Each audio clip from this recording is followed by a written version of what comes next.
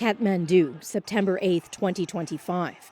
Chaos as shots rang out from police and protesters collapsed to the ground. The next day, an explosion of anger that students were targeted with live bullets.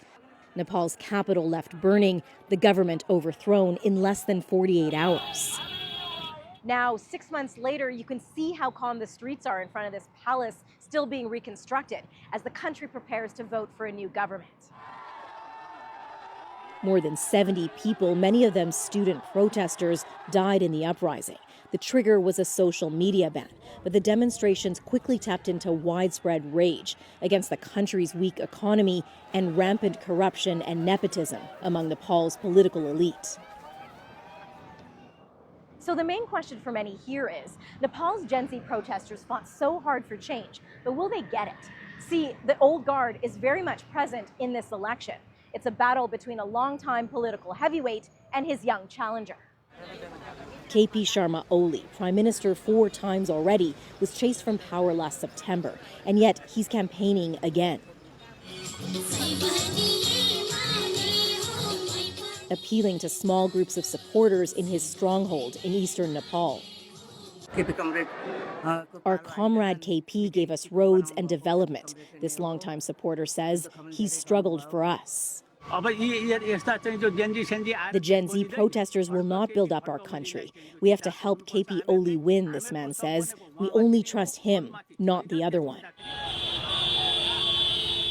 The other one is Balendra Shah, known simply as Balin. A 35-year-old former rapper whose rhymes criticize the ruling elite. After a pivot to politics, he became Kathmandu's popular mayor. His rallies are big, loud. His truck consistently swarmed. The Balin wave, as analysts call it, clear in many parts of the country, particularly among Nepal's young voters. With 46% of the population under 24, they are key in this election. He's a modern person and he relates to the most of the youth in our generation. He understands how we want the world to see Nepal. But still, their hope that Balin will be elected is tempered with caution. After this election, if this time there won't be any change, like I won't be disappointed toward any political party or leader. I'll be disappointed toward the citizen of my country. The wave of support for a new face, not just confined to the young, says this boisterous group of over 60s. We've seen what the old parties have done, nothing. So we're voting for the bell this time, Dr. Shakya says, referring to Balin Shah's party symbol. We're heading to a village a few hours east of the Kathmandu Valley because that's what most people are doing, going home to vote. But we actually have to stop because this is one of the first times that we've seen so many campaign flags out, all of the parties represented. Basically, the enthusiasm for this election is much more prevalent here in Nepal's villages. Among those heading home, Madan Karki, back in his village for the first time since he was shot by his own country's police during the uprising. This is the first time you're back in your village since your injury. How do you feel coming back? It's good, huh? The peace here, a stark contrast to the panic of that moment 6 months ago. His friends dragging him bleeding to an ambulance while Madan felt like his heart had stopped pumping, his head spinning, ready to die for change to come to Nepal.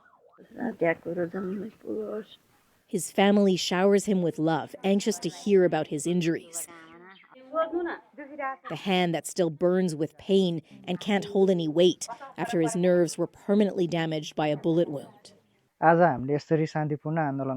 We were protesting for our country, but we were shot like terrorists, he says. The even-tempered 25-year-old can't contain his anger against Nepal's old guard. Oli doesn't have the moral right to stand in this election, Madan says. Even if the politician has denied ordering police to shoot the protesters, Madan holds him responsible. Nepal desperately needs a change and stability, his mother Juna also quietly insists. I felt like the whole world was crumbling down on me when my son was shot, she says. How can that be for nothing? But the fear lingers that the old guard is poised to reclaim their thrones, with many in rural Nepal used to voting for the same party their parents voted for, even if Nepal's frustrated young want much more from their fragile democracy.